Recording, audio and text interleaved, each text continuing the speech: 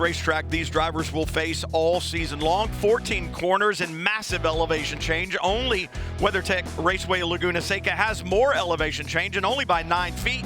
Turn 1, a decent place to pass, but really the best places, heavy braking for turn 5, turn 8, and Canada Corner down in the bottoms. Then up through turn 13, 14, climb the hill to the start finish, and you've completed a lap here at Road America. Welcome in, everyone, as the Lamborghini Huracan safety car leads the field out of pit lane. I'm Brian Till, along with Jeremy Shaw. And Jeremy, what an awesome day for Lamborghini Super Trofeo action at Road America.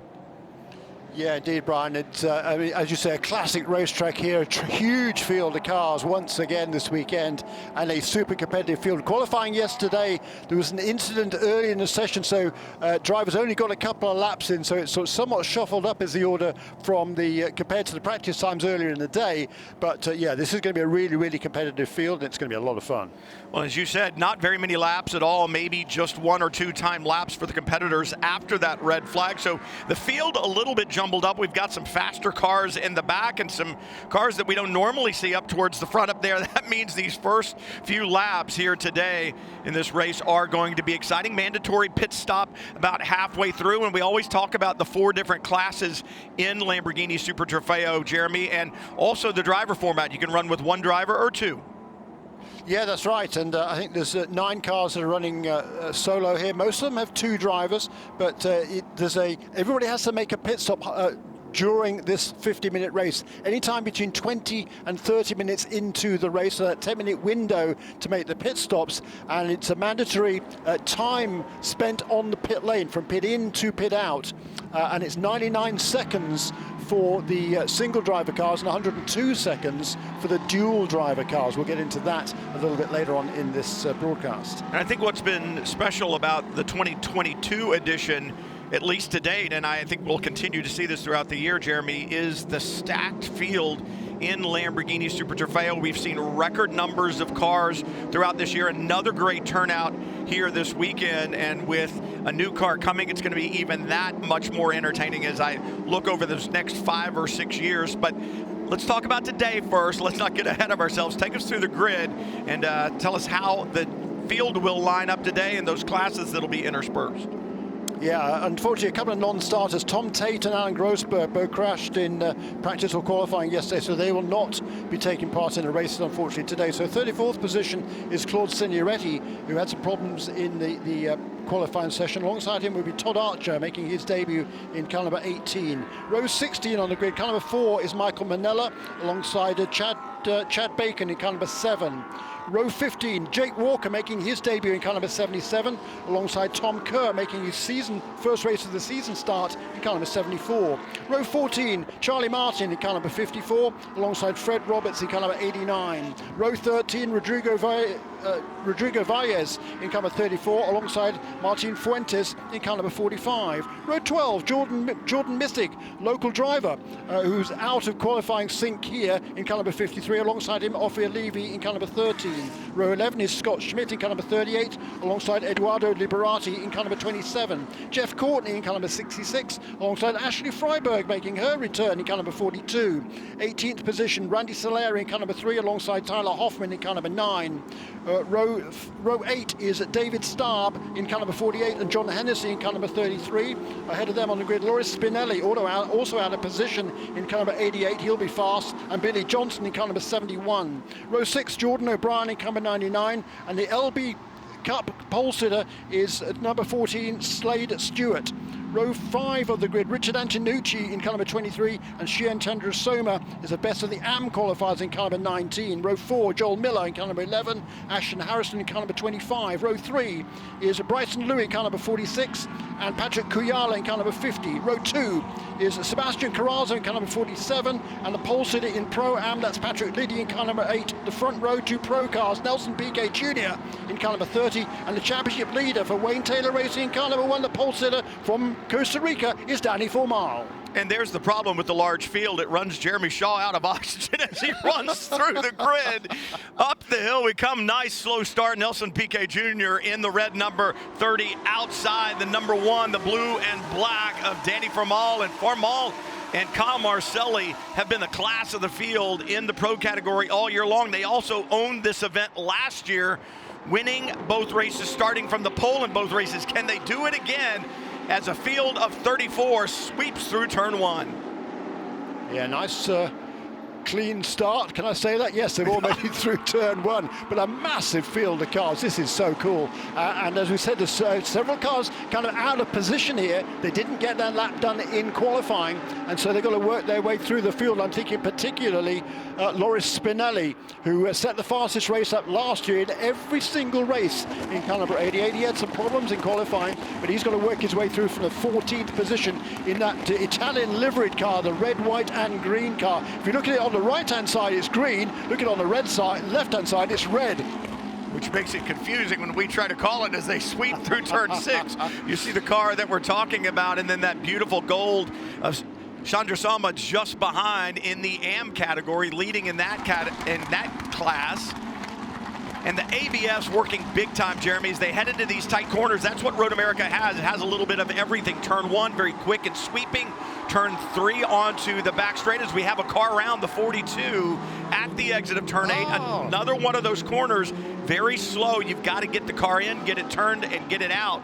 And a problem for the 42. Yeah, and that's Ashley Freiberg making her return to the series. What a great shame for her. She's fast, and great to see her back in this series. But yeah, she got turned around there, I think, by somebody at that corner. So she's going to have to restart at the back of the field. Hopefully the car isn't damaged. She should get it refired again. Be interesting to see if we can find out what happened to Freiberg in turn 8. And man, a little push and shove through Canada corner. This is Lamborghini Super Trofeo at its best. And I think that's the thing that's interesting too, Jeremy, the different classes, 4 different classes of competitors out there, but only one class of car, all of the cars exactly the same. Yeah, very cool, and they're seriously fast cars, these are, as well. 620 horsepower, doing about 170 miles an hour on the straightaways here. Yeah, they're serious pieces of kit. That was Loris Spinelli, by the way, barging past Ashton Harrison down at Canada corner. So Loris Spinelli already up into the 7th position in car number 88, but it is Danny Formal who still leads. What a great start by Patrick Liddy aboard the number 8. He has jumped up to second, taking that spot away from Nelson Piquet there on the first lap. And drivers just have to kind of get settled down. 50 minutes isn't a long time, but you know you're going to hand this car over to your teammate, so you've got to have a car to give them. And tire degradation, even in a 50-minute run, can be an issue here at Road America. Yeah, true that, because yeah, it is fairly hard on tires, this racetrack, and through 50 minutes here of flat-out racing. It's fairly warm here this morning. Overcast skies, so the sun isn't beating down, so the track temperature is not as high as it has been this weekend so far. But the tires certainly do have a workout here, and the drivers are going to have to manage those a little bit during the race. But as you say, great start from that Pro-Am car of Patrick Liddy, who was actually fastest in the first session yesterday. Yellow flag is out. We've got the 13. Yep. 13 parked at the exit of the kink. You've got to go get that car, and no way to leave it there, not in a safe spot. So under full course caution. And for drivers like Ashley Freiberg, who had that problem at the start, regardless of whose fault it is, it's going to give her an opportunity to climb back up to the field. Let's see if we can figure out what happens to Ashley Freiberg up at the top of the screen, just coming into view right there, side by side with Patrick Liddy, I believe. And I think she just had to tighten her hands to stay out of the driver's door of Liddy, and the car just comes around. Yeah, Slade Stewart it was, that pink car, that she was, as you say, just had to tighten her line a little bit and gone on the throttle a little bit too hard. Certainly no foul there from Slade Stewart, no question about that. It was just Ashley, I think, just caught out on cold tires a little bit at that point, and Ophir Levy just pulling off the road at the exit of the kink. That's the good news, because generally if somebody goes off on the kink, it's not good news because it's incredibly fast there. We've seen a couple of drivers there. Alan Grossberg had a big crash yesterday in one of the sessions, and his car very much worse to wear. Tom Tate, he crashed coming off the carousel, just put a wheel off onto the dirt on the exit of that carousel. It's fabulously fast corner. It's fabulous when you get it right, but when you don't, he just put a wheel off, spun the car around, heavy contact with the inside retaining wall at the exit of the carousel. That car not repaired for this race, but the frame has been taken to P.D. Cunningham's real-time racing shop, which is not too far away from here from Road America. There's a chance they might have that number 64 car for Tom Tate repaired for tomorrow. And the 23 of Richard Antonucci on pit lane, and no tools present, but a laptop on the roof gives you an idea of just how complicated these cars are. The engine cover has come off. Crew looking down into that engine compartment, seeing if they can diagnose the problem, but they've got the laptop out as well. See if they can run a quick diagnostic check on the 23 and get Antonucci back out, partnering with Luke Berkeley this weekend, and that's a new pairing. It is indeed, yeah. Richard Antonucci started the season with Justin Price. Justin pulled out of the series and left Richard without a ride. But for Luke Berkeley, a youngster just 18 years of age, a great opportunity for him to pair up with one of the most experienced drivers and certainly the most successful driver. Two-time champion is Richard Antonucci, and he's got a huge amount of success in these cars over the years to drive alongside him. 21 wins for Antonucci in this championship, the all-time leader, most successful driver, so a good opportunity. But they've had all sorts of problems this weekend. That Dream Racing Motorsport team, they had a wheel fall off in one of the sessions for Luke Berkeley. They had some technical problems as well, and looks like another technical problem early in the race. So really, really disappointing for Luke Berkeley and for Richard Antonucci. Well, we talk about the 4 championships and the problem for the 13 of Afir Levy there at the exit of the kink, having lost drive or power. That has championship implications as well, although Slade Stewart has a pretty comfortable lead in the LB Cup Driver Championship. It's Levy and Hirschberg in second that have been chasing him all year long. They had the win at NOLA at New Orleans in round number 2, and this is not going to help them in that championship hunt to try to chase down Slade Stewart. No, it's not, and they've certainly got some work to do now. Slade Stewart had a really nice clean run in that first couple of laps of qualifying and started way up toward the front of the field. A really tremendous run by him. He started in the 11th position, so he's fallen back a little bit on the start, but still has a pretty handy lead over Fred Roberts, who's moved up into second place, the Canadian driver, and ahead of Scott Schmidt, who scored his first LB Cup win last time out at Road America. He's running third in LB Cup at the moment, ahead of Charlie Martin. She generally, she's been on the pole, I think 3 times already this season in the LB Cup, but she's running 4th position in the class out at the moment. That's at car number 54. But Patrick Liddy in second place in car number 8. Great start for him. He was fastest in the first practice session on Thursday afternoon. So buoyed by that was the young Californian, and he was keeping the pressure on Danny Formal, wasn't he, in those early stages of the race and running ahead of Nelson Piquet Jr. Nelson Piquet Jr. Has been here before. He actually won a cup race here, a NASCAR Cup race several years ago. So he does have experience on this racetrack, and making full use of that to run in the 3rd position for IMSA Motorsports in car number 30. So cleaning up some fluid, so that gives us a little better insight as to what the problem was for Levy there at the exit of the kink, and certainly want to get that cleaned up because that's an area that is incredibly high speed. Want to make sure that the racetrack is good to go. So we'll do at least one more lap behind the Lamborghini Huracan safety car. But you were talking about experience, Jeremy, and Ashley Freiberg, the problem she had down in turn 8.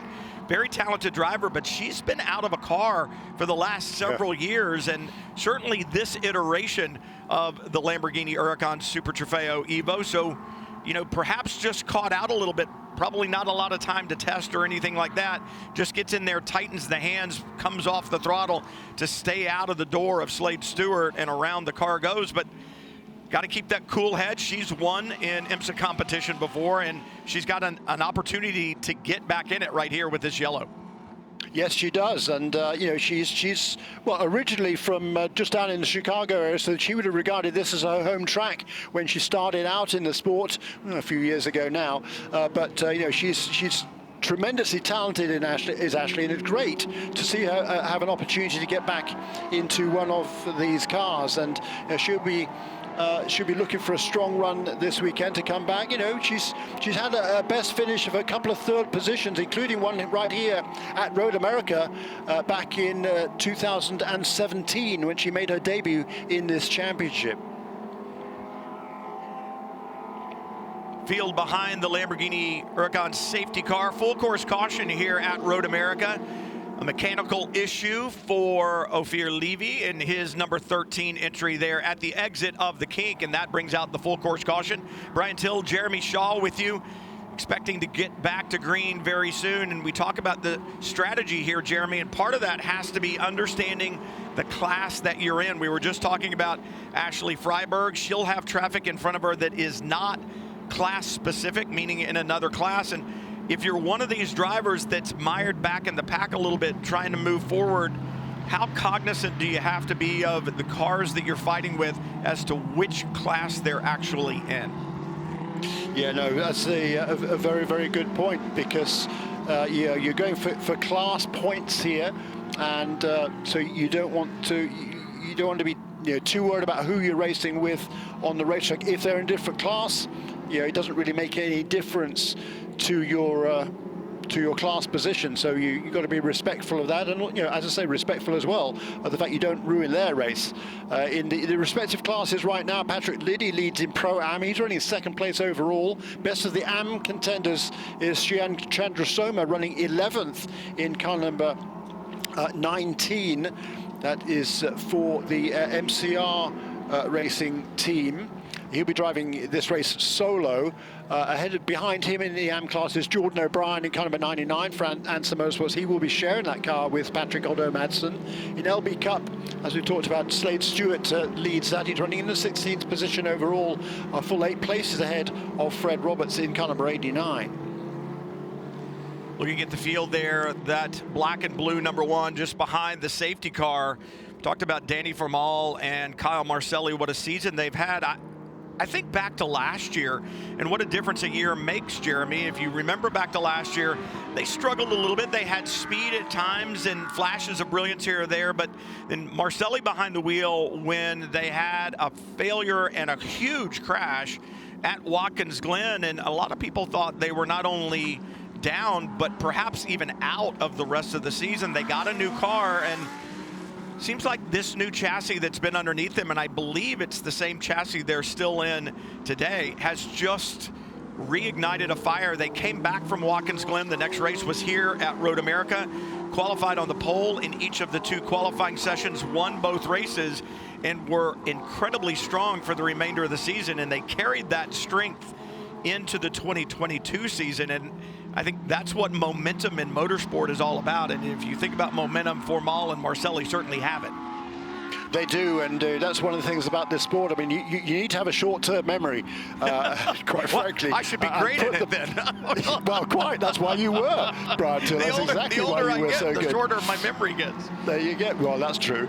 But look, you can't dwell on things when they go badly, because next race, clean slate, start again, go for it. Forget what happened in the past. Just concentrate on the present, and that's very much something that the racing drivers have to learn in some cases to do. Not concentrate on what's in the past. Just focus forward. When you're actually driving a race car, don't look in your mirrors all the time, see what's going on behind you. Focus forward, do your own job, and run as fast as you can. And that way, if you do that, no one's going to pass you. Well, I guess it's a lot like baseball. Both of my sons played baseball, and I would always say to them, you have to understand baseball's a game of failure, especially when it comes to hitting. No one is over 50% successful standing at the plate, and in reality, if you're good, you're down there in the 30 to 35% range at the plate, and it's just a matter of putting it all behind you, like you said. And I often say to young drivers, if you make a mistake in the corner, you can't be thinking about that corner because you have another one coming up. So a lot of analogies to other sports and in life in general as you watch the field still behind the safety car. What's so magic about Road America? It's that it's America's national park of speed, Jeremy. I think it's 600 plus acres, 640 acres or so around here. This park-like setting, the fans love to see them down there in turn 5, down in turn 8, everywhere. The racetrack management has done such a great job of opening up more spectator areas, more camping areas.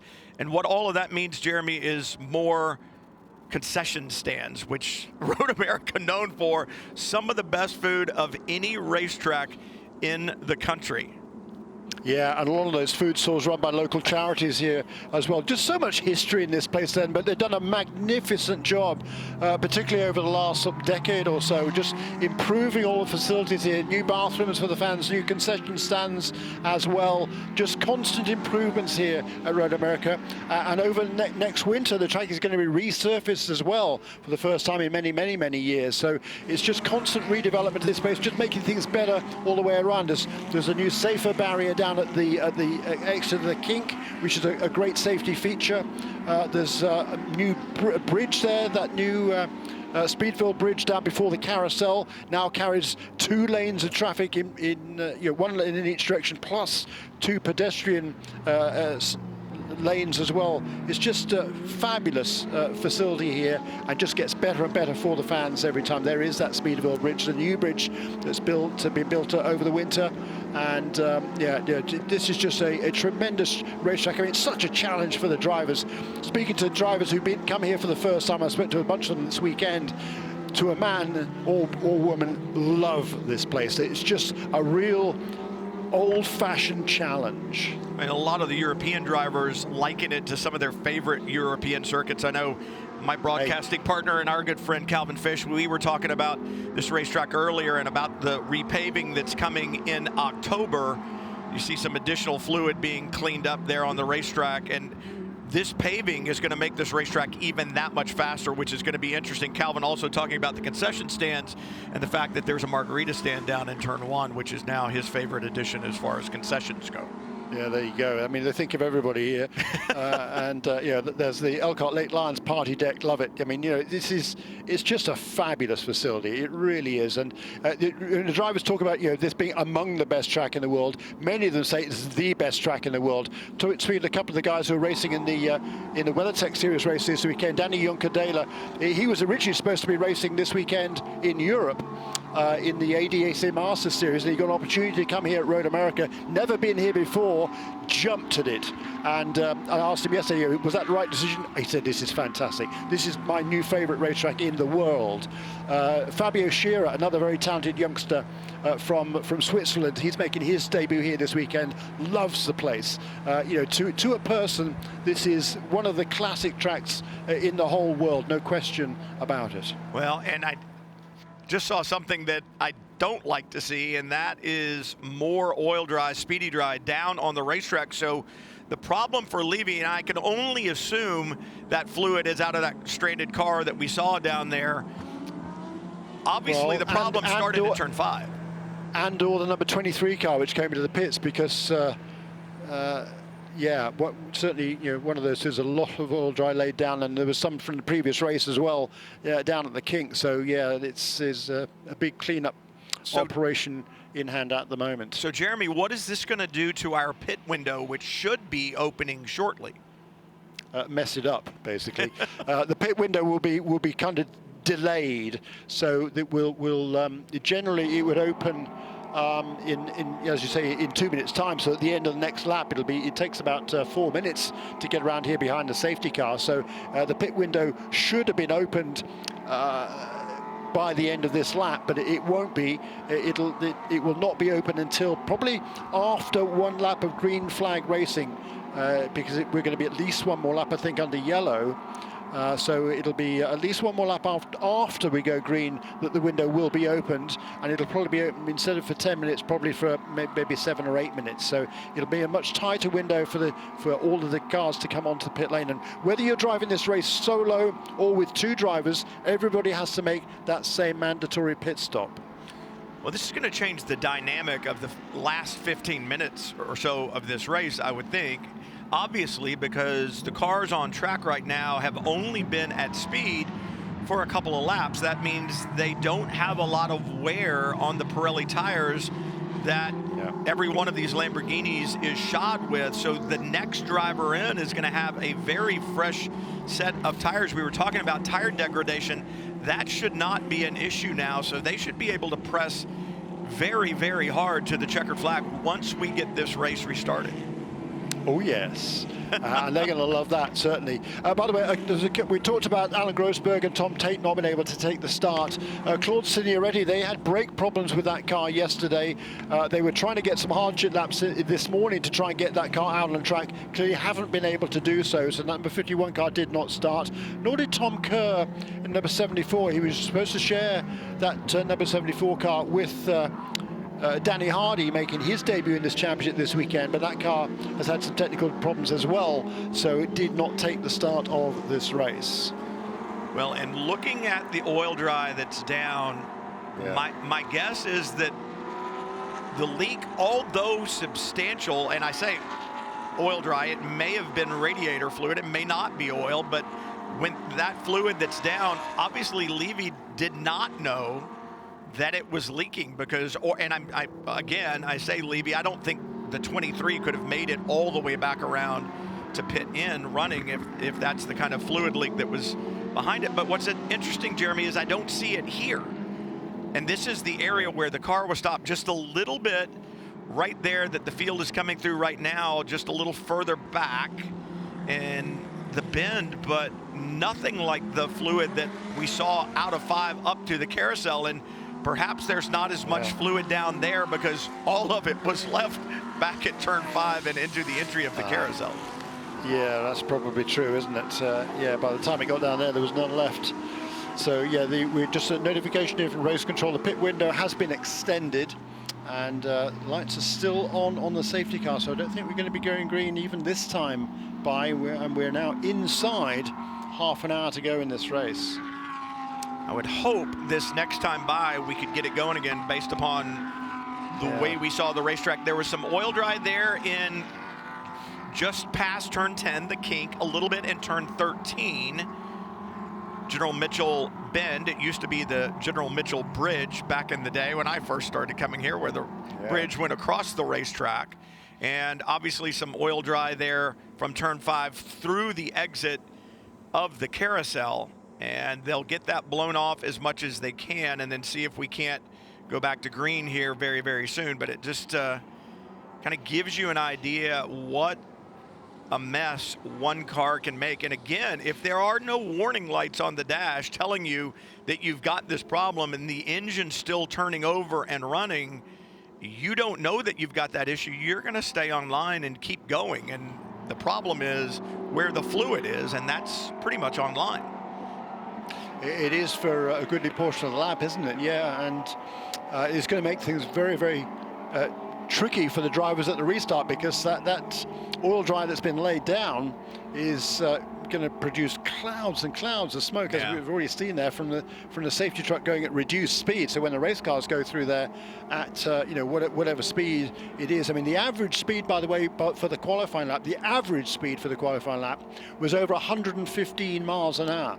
So this is a seriously fast racetrack, and when the cars are going through that oil dry at that speed, they kick up a lot of dust.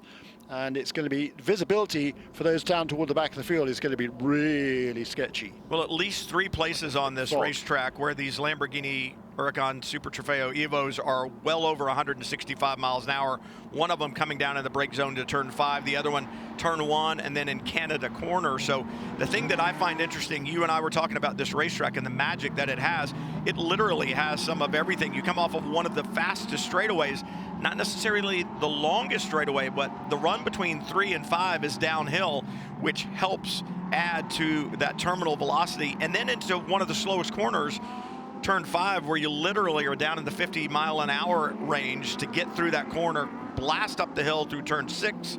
To me, one of the more challenging corners on the racetrack, even though it's one of the slower ones because of the elevation change at the top. And then it's just, like I said, Jeremy, it's just got some of everything. It's such a joy to drive, and it's a racetrack that requires considerable, we'll say considerable, commitment. Yeah, that's right. You can't afford a moment's relaxation around here, and total commitment, particularly the carousel and the kink. You've got to get your line right going into those corners. If you're offline slightly, if you leave your turning point a little bit too late, you're going to be off the road and having potentially a serious problem. So you've really got to pay attention around here. When you've got all this oil dry out there, I don't think we're even going to go. Wow. Be another lap probably, which is really disappointing for the teams and drivers for sure. They want to get this race underway, but safety is of absolute paramount of importance because of those reasons we were just talking about, Brian. And so, you know, the track officials are not going to let this race go green again until they deem it safe for the drivers to do so. And you know, it's this visibility that will cause the problems now with all that oil dry laid down, and that is something that you cannot take a chance with. Well, fans at the racetrack know just what the track looks like as far as the width goes. Perhaps on television, it's a little bit deceiving, but I can tell you from a race car, as you turn in for the kink, even with the addition of the motorcycle chicane to driver's left, which has opened up the sight line a little bit as you approach that corner, not necessarily through it, the racetrack is very, very narrow. And as you pointed out, down in the bottoms there, where the kink is, there's not a lot of wind either, so that dust is going to hang in the air, and it's going to be a problem for visibility. So looking back in the back, Slate Stewart, I'm not exactly sure. He's waving. Is he waving at the camera? He's pointing. He was pointing at you, Jeremy, I think. I don't know. What is Slate Stewart waving at? Yeah, good question. Hi to my family at home, is that? Well, I mean, there's not that many spectators down there. There is that new access road that the track has put in over the last several years there for golf carts to be able to go down along Kettle Bottoms there, and it's a fabulous view of the cars up close there going at serious speed. I tell you what, it's not for the faint of heart down there. So you may have some friends and family down there watching perhaps. Slade, he's a family man. And well, his daughter designed the paint scheme on the car. Yeah. And he's waving again. He's still waving. Hi, Slade. I think. I don't know. I think he's saying, is it time to come into the pits and park these cars? Probably. Wrist, elbow, elbow. I think he's got the parade wave going. That's it. There's the thumbs up. He's waving to his friends and family at home. Well, maybe he's watching the broadcast. And all the track workers here. I mean, hats off to all of them who put in so much time and effort into making these races possible. And there's some of the fans down along the back straightaway, that walkway that was put in that you talked about. You don't need Sturgis, obviously. You can bring, well, maybe not your Harley, but your scooter down that pathway down the back straightaway. And I know the first time that I came to this racetrack, if you wanted to be in that spot, you'd better have some tick repellent, some mosquito repellent, and maybe a stick to deal with any wildlife that you found along the way, because there was certainly no paved path that went back down there. You need to trek through the woods if you wanted to get to the kink back in the day. I think you need a machete too to fight your way through all the undergrowth there, quite frankly. But yeah, again, that's one of the. The lights are out now on the safety car. That's great to see. So we will be going green this time around. There's only going to be 20. Well, it'd be not much more than 20 minutes remaining in this race, and I think the pit window will be open one lap after we go green. I would imagine.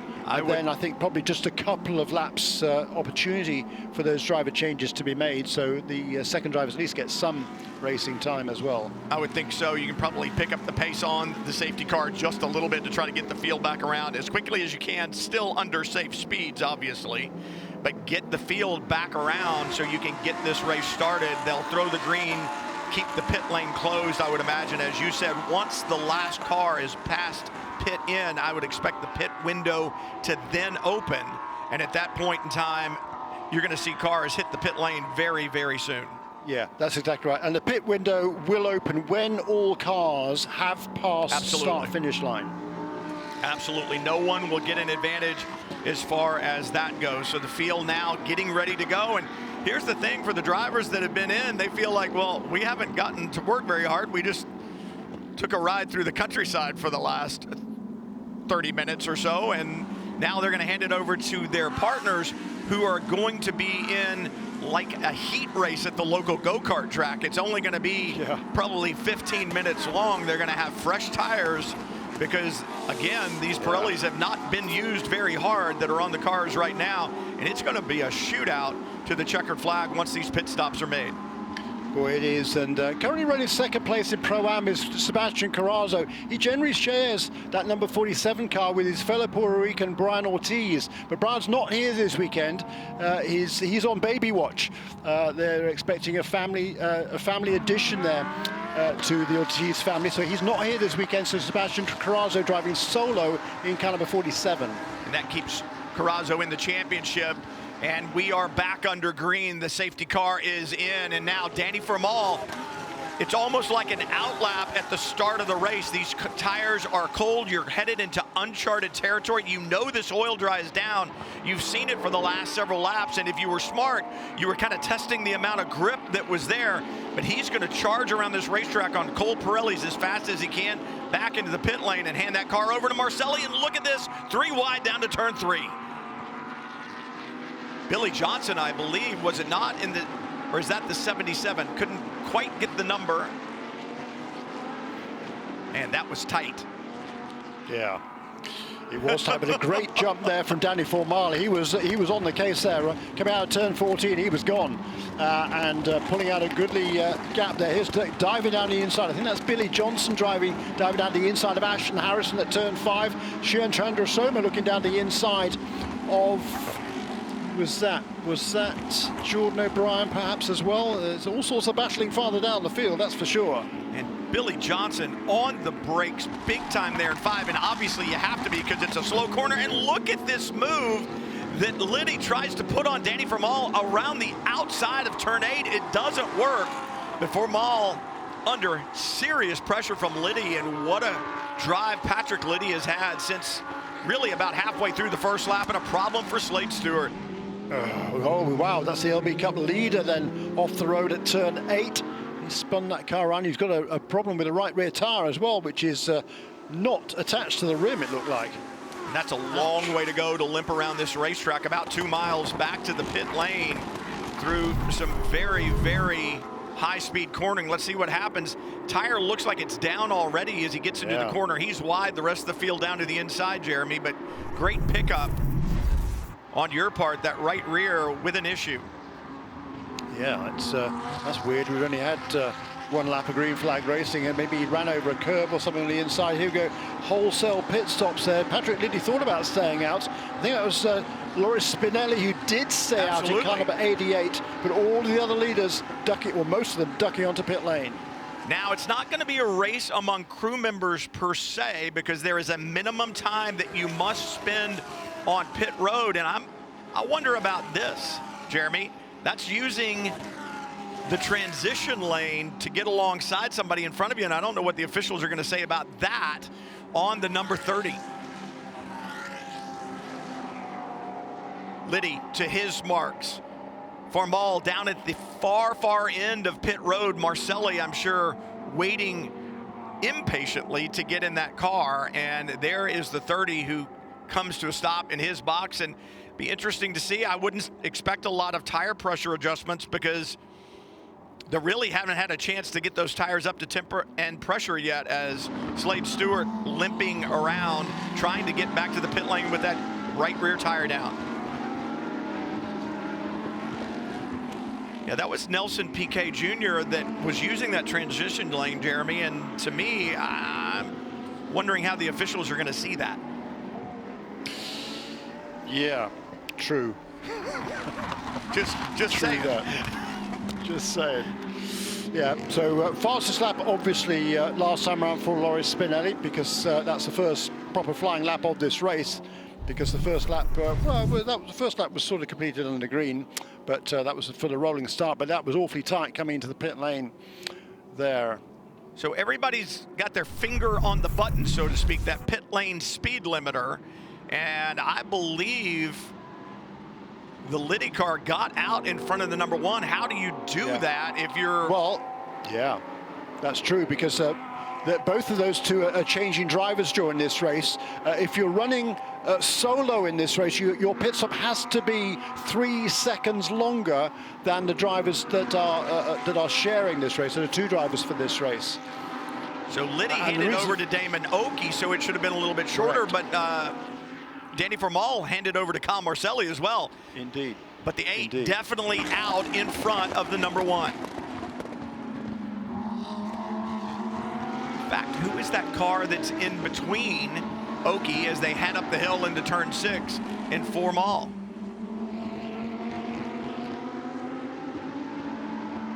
It's the 50. It's Eduardo Piscopo. Here's the race off of pit road, and there's the 8.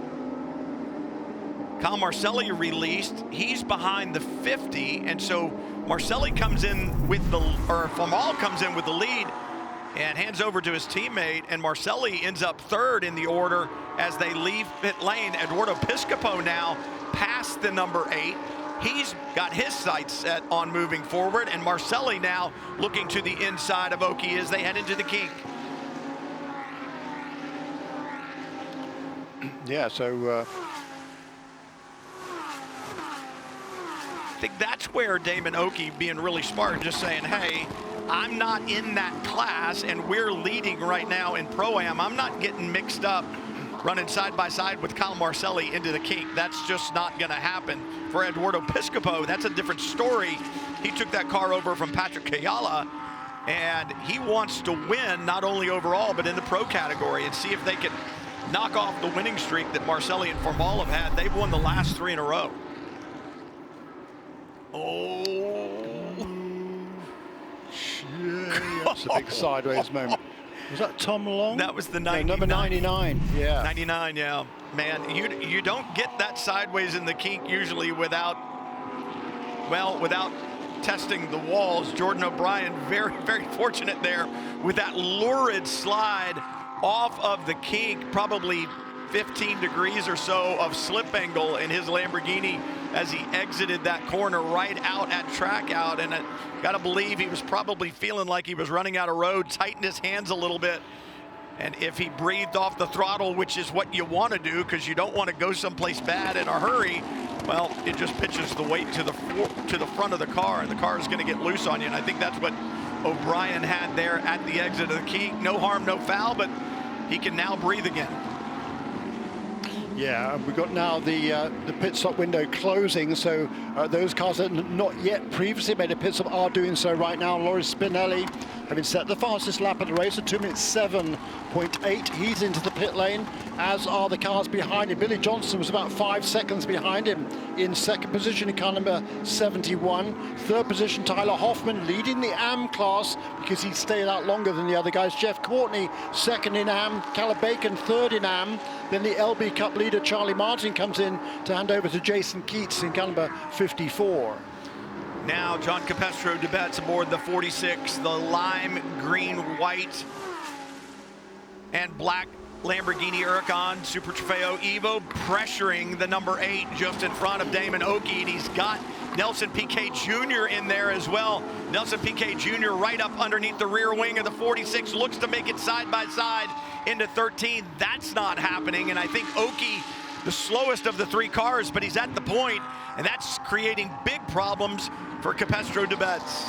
Yeah, and Capestro de Betz, that is a battle for the Pro-Am lead, effectively. Capestro de Betz, he's a good bit younger than Damon, and he's super fast in these cars, biding his time a little bit. He's not going to do any lunge that is too bold, let's say. But Nelson Piquet, he dropped behind both those two because, as a solo driver, his pit stop had to be mandated longer than those other two. That's why they've leapfrogged him after the pit stops. Battle for lead in Pro-Am comes to turn 3.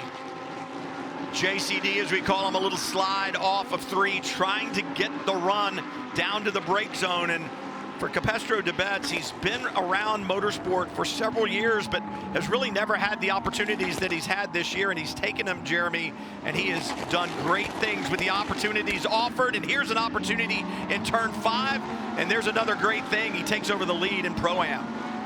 Yeah, brilliant move there. Just bided his time, saw his opportunity down the inside turn 5, takes it, and now up into what will be, when they, not this time around, because they're still on their, well, yeah, it will be the lead this time around because the other guys have made their pit stops, but it'll be for the 1, 2, 3rd position overall, because Eduardo Piscopo leads by a couple of seconds over Kyle Marcelli, and then this battle that is going on in their wake.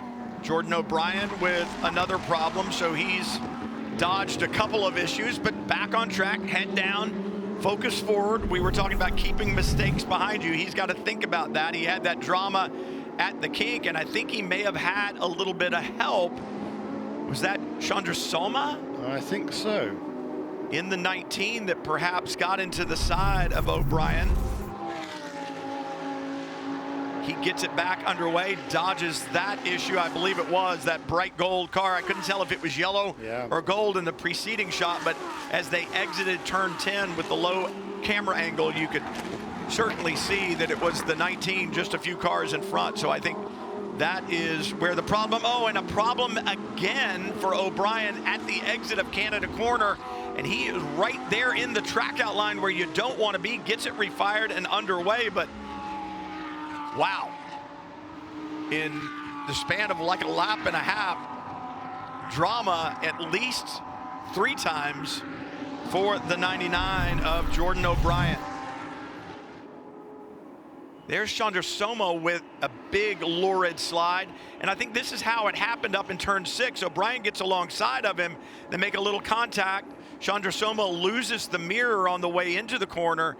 And as they come off, I think Chandra Soma just continues to drift up to the right and gets into the side of O'Brien. I'm not sure that Jordan O'Brien did anything wrong there. No, I agree. But that was a battle, I think, for the AM lead. Yep. So they're both going for it, and that's fair enough. I think for both of them, they were just battling hard going up into that corner. But in the meantime, Gianni Torino, having taken over from Loris Spinelli, has come out with the lead, and he's just ahead of Eduardo Piscopo, who is, of course, still at speed, having made his pit stop a couple of laps previously. How did that happen? Oh, and now a problem. Slade Stewart involved. The exit of the carousel. Can't see the other car number. It's the 18. There it is. Probably, from the different camera shot. Yeah, number 18. Tiger Tari, who's he was running at the back of the field. Slade Stewart, of course, had that problem earlier on, was trying to work his way back through there side by side. And from that camera angle, I can't tell whether Slade Stewart moves up or the 18 moves down. Looking at the long shot, it already has happened as they come into the shot, but Slade Stewart down was to the inside, and you wonder if he was even visible to the car that was there beside him. Yeah, hard to say. It is a bit. I mean, you generally track out there at that point on the corner. But Tiger Tari, he's new to these cars. Slade Stewart got a lot more experience in these cars. He knows he's a lot faster than Tiger, and he's just trying to make that move there. But Tiger didn't want to give him any room, or as you suggest, didn't even know he was there, which is conceivable too. So a really unfortunate accident between those two, and most likely going to bring out the caution again. Oops, there's another car. That's number 7 car, which is AJ Muss, the former snowboarder, off the road and in the gravel at turn 14, a full course caution.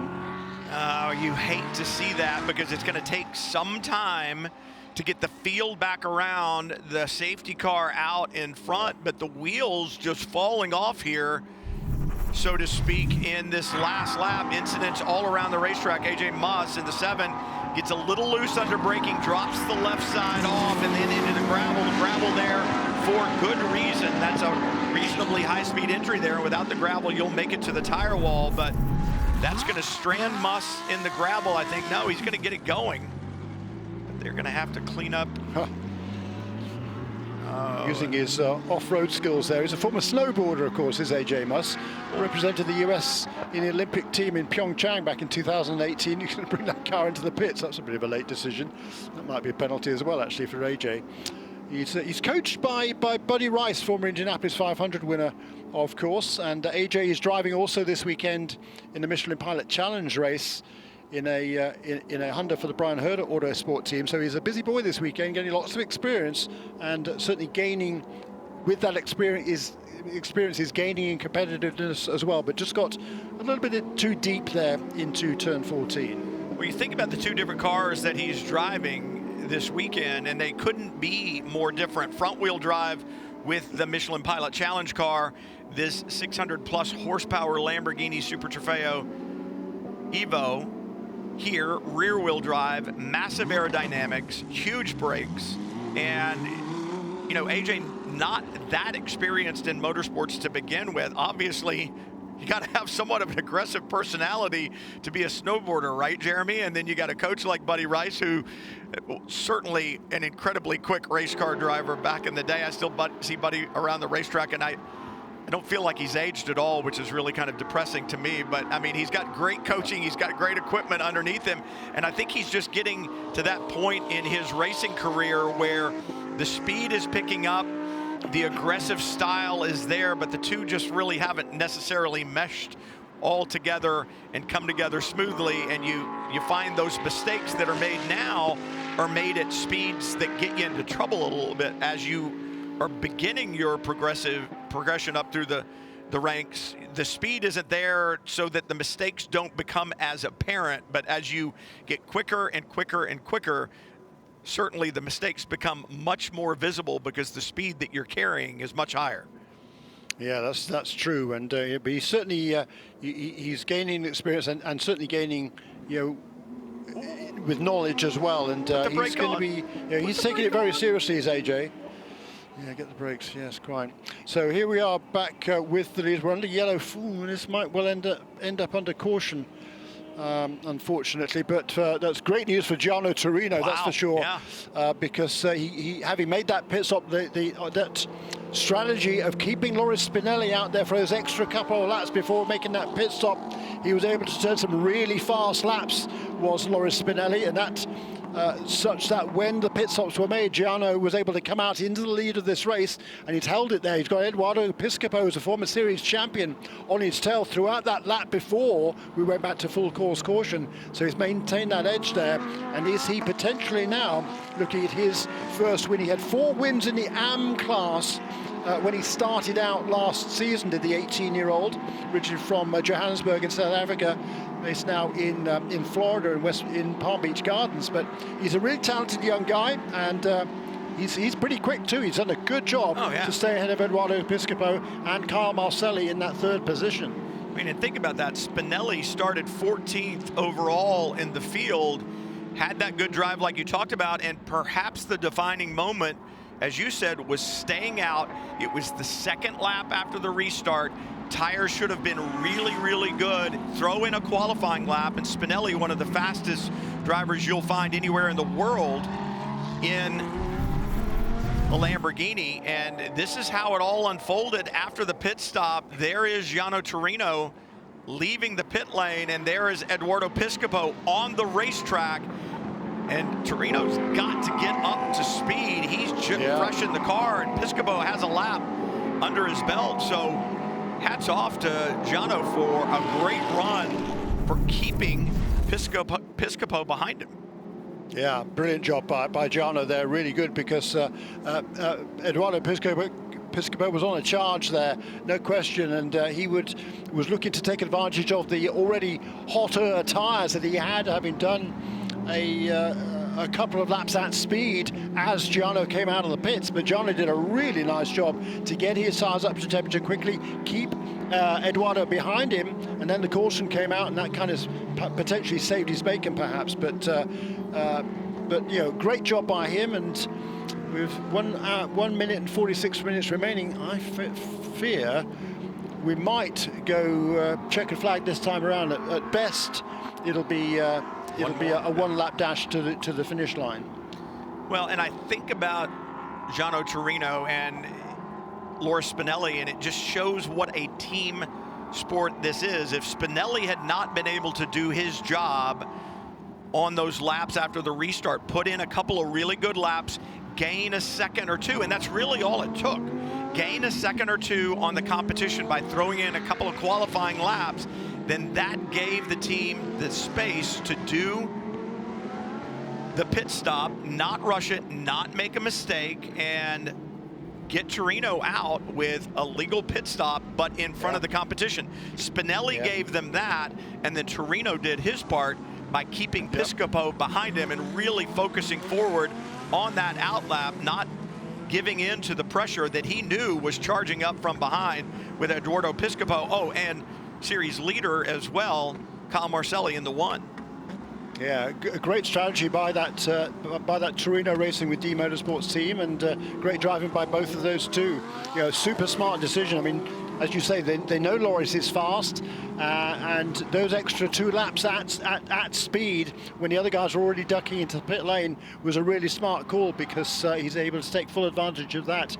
It looks like he's going to take the win. The time is ticking away here, only 12 seconds to go on the clock, so I think this is going to be racing, finishing under yellow right now, and a well-deserved win. Yeah, a bit of luck on their side for sure, but they haven't had much luck this season so far, so they certainly deserve it. Giano led much of one of the races, I think it was at Watkins Glen, and then slipped back in the closing stages of that race, but this weekend it's going to work out in their favour. Time is out. He actually led in 3 different races this season as Giano, but it's going to be the checkered flag this time. That's right. Final lap. Time has expired, so the checkered flag will be out. Giano Torino, Loris Spinelli, they break the drought, take the victory for Torino, his first win in the pro category alongside Loris Spinelli, and they will celebrate the victory. And it's the first time since New Orleans round 1 that the number 1 has not been up front, but John Capestro Dubets aboard the 46 takes the win with Bryson Liu for Precision Performance Motorsports in Pro-Am. And then looking back into the Am category, Nico Rieger, another great run there for he and David Staub. They'll take another victory on the season. And in LB Cup, Keats in the 54, back a little further in the field, dodges the problems and takes the win there. Those are your 4 class winners. Wow, and in the championship stakes up front, Danny Formal and Kyle Marcelli, they all maintain their lead. It'll be cut by just 1 point from 17 to 60, 93 to 77 unofficially. Eduardo Liberato will remain in 3rd. Loris Spinelli and Giano Torino will be a lot closer now in 4th position on 62 points. In Pro-Am, I reckon just a 1 point lead now. Wow. 3rd position today for Tom Long and Ashton Harrison. That leave him with 83 points. Sebastian Carrazzo with the 2nd place finish plus the pole position. No, he wasn't pole position in class, was he? So he'll have 81 points, so 2 point deficit. And John Capestro Dubets and Bryson Liu on 77. So 83, 81, 77 for the top 3 in that class. That is super tight. That is good stuff. Not good to see it in under the caution today, but we've got another shot at it tomorrow. Round 8 of the 2022 season from Road America will be coming at you. Speedville is National Park of Speed. Workers doing their best to bring us some great racing, the drivers as well. And we'll join you again tomorrow. For Jeremy Shaw, I'm Brian Till. Thanks for joining us. We'll be back for more Lamborghini Super Trofeo North America tomorrow from Road America.